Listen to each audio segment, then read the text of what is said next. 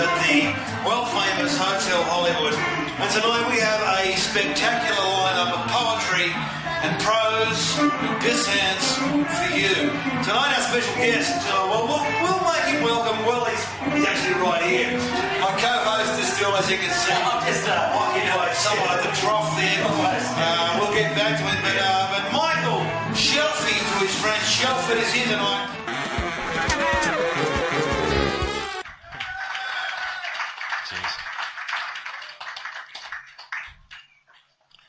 I smelt your perfume on another girl.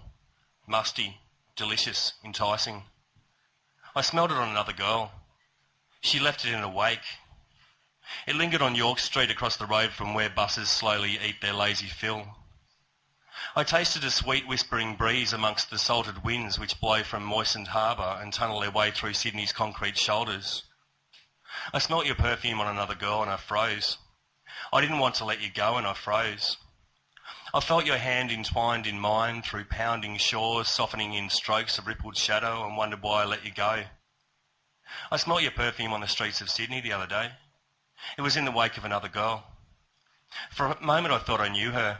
I stopped and turned, but you were gone. You passed over one small square of sunlit footpath and you were gone. For the first time I needed you.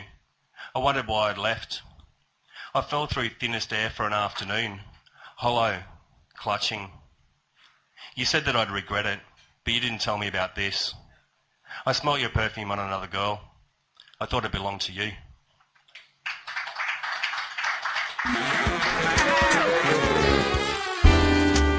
Pterodactyl Man!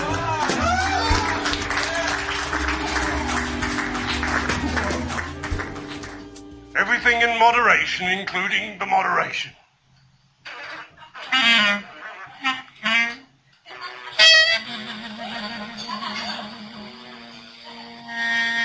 Hamlet's dilemma. To spam or not to spam? That is digestion.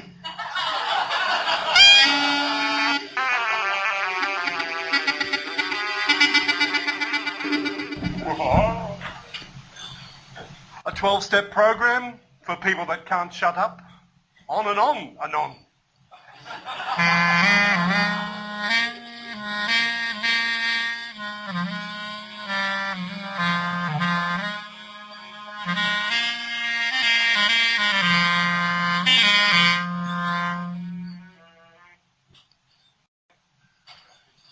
Cafe with two themes, the Beatles and Bush Tucker. Sign says, Yabby Road!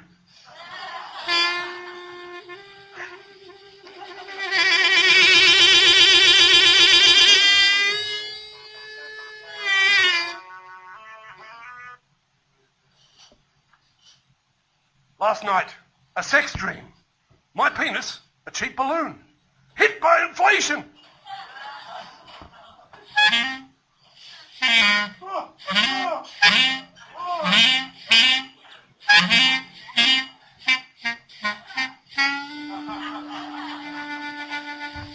Wide-eyed and tight-lipped, art students busy learning manga management.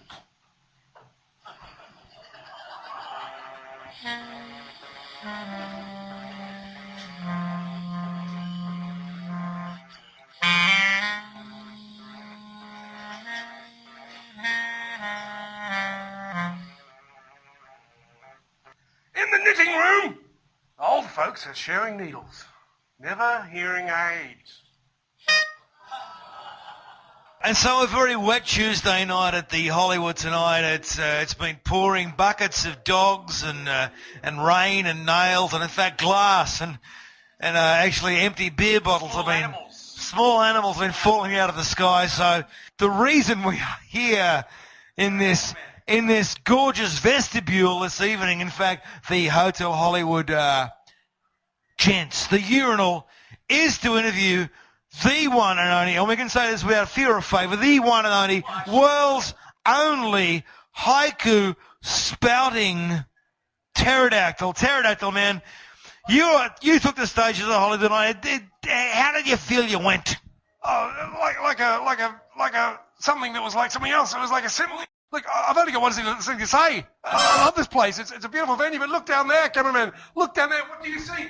You see, no pineapple candy for Pterodactyl Man. I insisted. There is no pineapple candy, I agree. I see no... Ladies and gentlemen, this was in fact in the rider for Pterodactyl Man. We do admit there was supposed to be pineapple candy trough lollies in the trough, and they are here tonight. No, Pterodactyl Man, don't worry, because what we've organised is we've got some of Britney Spears' personal pineapple candy, which she has used herself in her personal trough in the Hollywood Hills. And come here. It's all pretty open here. All friends here. That's it. She won't stand up And for the rules. we've got some Britney Spears candy for you. So I'm a happy Where- pterodactyl. I'm a happy pterodactyl now. where does the career go from here? What's the next big project? I don't know, I'm thinking about limericks. I'm thinking about the French form of rondo. But haiku, for me, haiku is the one. Rondo. The rondo. The French rondo, I forget the exact metrical... A, B, B, C, D, E. You know the something. rondo. Oh, well, you could do Can I just ask, Terry, do you think at the end of the day that poetry was the winner at the end of the day today? I think that, yeah. At the end of the day, it still gets dark. You've got to remember that. Exactly. More profound words have never been said unless they were said a little bit earlier today. At the end of the day, the sun goes down. We have to remember this at Bardflys. We did this indeed. But Pterodactyl Man, the world's most famous, in fact, probably the only world's most famous haiku spouting pterodactyl, a man who should be extinct, but in fact his career is arising like a phoenix to totally mix and abort metaphors into some horrible ashen heap of bird, dinosaur, reptilian extinction sort of metaphor. Codpiece of Pterodactyl Man. Anyway, we could go on like this for minutes. But Channeling haiku. Hello. Last night, a sex dream, my penis a cheap balloon, hit by inflation. There it goes. And I'm sorry. And we just blew the sound man's ears out. That's wonderful. We're bleeding out. Well, thanks, Pterodactyl Man, for coming down to the pit, the conversation pit down here, and telling us. And thanks for being on Bardflys. Thank you for emasculating every man in the audience tonight. All 12 of you watching the show. You're watching Bardflys on TVS, Lust TV, Channel 31, and aren't you loving it? Poetry is your friend.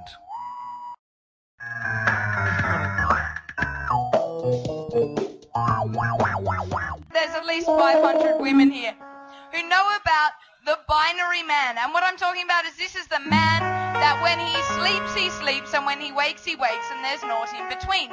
Except for when he gets drunk. And when he gets drunk, then you can have sex, but otherwise it's basically sleeping and then getting up and like going to fast forward and having to like do work, and it's all very boring. Anyway, this is about my experience with a wonderful type of binary man. It's called when he sleeps, and when he wakes. There's a guard at the gate with bow and arrow, entrance wide, not narrow, but stone and marrow and bones buried deep in this ivory tower, doth sleep and stir for the morning's shower. And the castles a creak with the roar of his turn, and the waters surround lest grim grey stone burn, and the guards at the entrance with arrow and bow, whilst thieves fear come not near this bare guarded tomb. With the grumble of sun and the shaking of dawn, the rip in the sky and the breaking light of the morn, the castle's still grim, though shrouded in hue, and the guard keeps his watch through the terrors of day, for the beasts still asleep, spite the drying of dew, and a shake gets a growl from his enslumbered tomb. Part 2. This is the waking of the beast part. Post-noon trauma takes sleep bats away. They flutter in clusters through the mouth of his cave, flurry and bluster through windows afar, whilst his heart starts and quickens with this intrepid start. A storm boot and crash as gates burst asunder, and the castles bellow with the annihilation of slumber. For when he wakes, and naught in between, to the slight disappointment of his post-noon snoozing queen, who waits for his love in the gaps in the middle of chaos and drama and the sow with the fiddle. Thank you.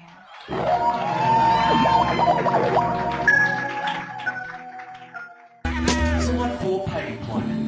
You make money to buy food, to have energy to go to work, so you can make money to buy food, to have energy to go to work, so you can make money to buy food, to have energy to go to work, so you can drink and shop till you drop. No time for art or beauty and visions, because you must make money to buy food, to have energy to go to work, so you can make... I mean, what for money? It takes money to make money. Money makes the world go money. Shut up and do what your money told you. I can't get by without my money. Money knows best. Money put aside for money, all money into money. Money just killed a man. Put a gun against his head, pulled my trigger, now he's... And on Money Street today, money's up 5 points against money. So I suggest you money or money on super money till you retire at 60. Then money that money straight into super duper money till you're bed bound and have a lack of bladder control. Then e-money that money straight into trust no fund money till you're blind, deaf, senile and coughing up blood. Then take your money out of money and let your money realise your money's dreams, as you of course will be busy dying. Which is one thing you can put money on. Do you think at the end of the day, what will happen at the end of the day? Well, I think at the end of the day, the sun will probably go down. Yeah. If we're lucky. But I do have to ask the Shelf, if I can call you the Shelf. The Shelfer?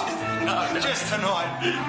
Shelf, a lot of people get into poetry for maybe, I don't know, different reasons. Some get into it to try and pick up a root and drink a lot of alcohol. Now, this is personal territory, but can I ask, will you be putting any poems on the line tonight that you're hoping to sort of fish a lady out of the pond with? Well, I've got my girlfriend here with me tonight. Right. Fair enough, say no more. He's got his girlfriend here. But if she doesn't like it, I'll miss out. Right, and of course, will you be doing any poetic versions of your band Thunderbox's songs? I mean, yeah, such classics as My Mate, we can't say rhymes with but. And, My Mate, Dirty Word. Will you be doing some poetic versions of those Thunderbox hits? Not those tonight, but later in the season. Later in the season. I think you've incorporated the speaking element later in the season. But I'm getting my match fitness up first. That's good. Okay. So you're doing some warm-ups now? Oh, you're doing a warm-up? Yeah. Okay. Excellent. Well, someone needs to use the trough now, so I think we're chaps. That's fine. No. I think we've seen a fine game plan from a fine game plan from Shelfie tonight. That's a lovely Freudian He's lyric. laid it out for us all to bear, so we'll see what comes of later tonight. Okay, into the camera to say goodbye. You're watching Bardflys. Bardflys. Get up there, Shelfie. How are you feeling about this? Are you feeling confident? You feeling good? Hope if you could see. As the first glass of the ending, they'll be getting the first broken glass prize, which is to clean it up. Enmore's where you see strangers, slowly stooping bended men, arched-legged ladies, arthritic, in pain, crawl to stores. Youngsters move in smooth manoeuvre. It's a seedy world out there. You can almost smell it. There's no hiding. Everything is light. Everything is night. Enmore's where you see real people. They buy tables and take them home on the roof of their cars. They push babies in prams. They drink beer like it's the enemy, like it's their friend. Every pole is pasted with posters, most of them out of date. It's a post-posted world. In Enmore you can tell that they wonder how they got there, from Newtown. It's on the cusp. On the other side of Stanmore Road there's danger, the urban sprawl of Marrickville. You can't join two shops together for miles. It's sink or swim. People seem serious in Enmore. They're either twisted or lost. Everyone's injured. Everyone's insane. They limp strangely, some because of impairment, others because of the need to fit in. Enmore's full of people who wonder how they got there, how they're going to leave. Some of them live there. How are we going to leave? Some of them are stuck there. How are we going to leave? There's no leaving Enmore. It's magnetic. The strangeness draws you back. The weirdness draws you back. Graffiti in Enmore is mostly constructive. There's no need to fuck the system. No one stands above anyone else. Sometimes in Enmore you see a pretty girl. They stick out like dog's balls. Newtown's that way. Shops in Enmore should sell pooper scoopers. There's lots of animals. They shit everywhere. You have to watch your step. People don't care. They're up to their arms in it anyway. They're fending it off. Everyone in Enmore's on top of not being on top of things. They're on the slide. But Enmore stops the clock. It's a stable base on the teetering edge. Some of them are there for a lifetime. Most are there for a week. From the Sly Fox, the road sends cars north to Newtown. Go you good things. See you soon. Hike here on the back of a yak and 16 Nepalese Sherpas. Get to the Hollywood, come in, scrawl his name with the blood of his last blackened finger stump, and then... Would he do that? Would he? You wouldn't think so. So I'm saying, William, I suspect you're here. It's like pop. It's like pot black now. Yeah. Okay, William, we'll have to let go of William. We'll have to let go of William. William has fallen down a metaphorical ice chasm. I was a Sherpa. I dug my ice pick in. He fell down. I stood here for 16 hours trying to drag him up the chasm, but he was dead. So, there's no Everest good luck, happy luck story there. He's come all the way from Lismore to entertain the 7 people who will be coming tonight to Bardflys in Sydney. I actually left Lismore in 1988 to get here. Right, exactly. The city runs, and it's just a treasure.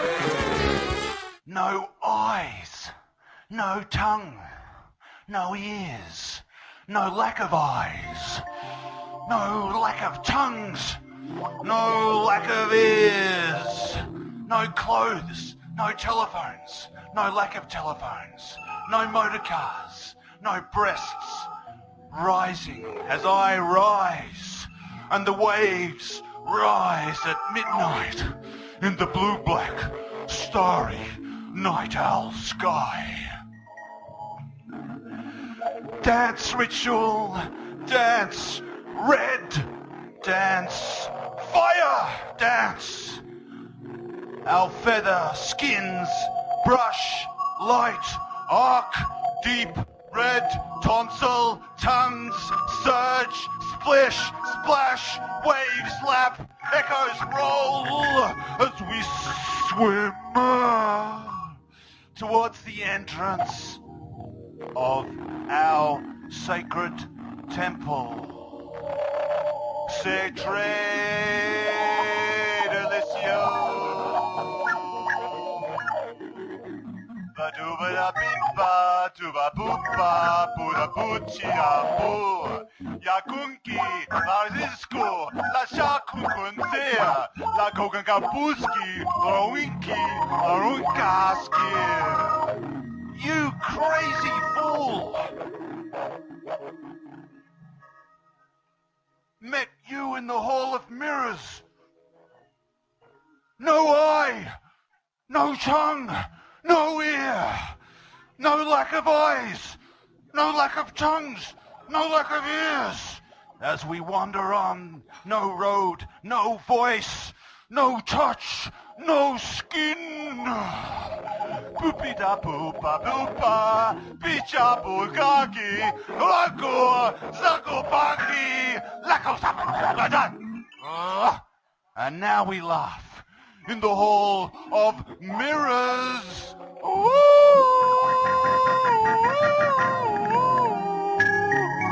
No skin, no telephones, no motor cars or lack of motor cars, no hotels, no buildings, no collapsing buildings, no Sydney turned upside down, or lack of city morphing into itself. No laughter, no screaming, no eyes, no tongue, no lips, no brain, membrane, out for lunch, gone for a piss.